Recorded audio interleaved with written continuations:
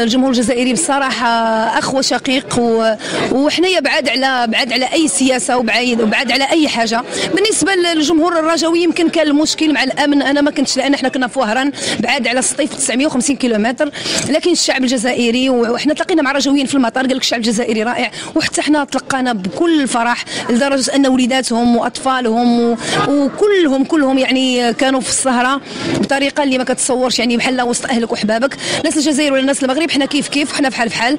وهاد المناوشات اللي كتكون في الكره راه كتكون حتى ما بين اي فريق اللي كيلعب مثلا كونتر فريق اخر، ولو يكون الاخ ضد خوه راه ما غاديش يبغي الاخ يربح، وعادي يعني الانسان ما كاين حتى شي حاجه من داك الشيء، يعني ما كاين حتى شي حاجه. الحمد لله الشعب الجزائري خونا وخوتنا واخواننا، وراه حنا في التاريخ وبالجغرافيا راه حنا جيران. انا وداديه وتحيه خاصه لكل المغاربه، وتحيه خاصه للفريق الرجاء البيضاوي حتى هو. اسمحوا لي انا وداديه، اسمح لي ولكن معليش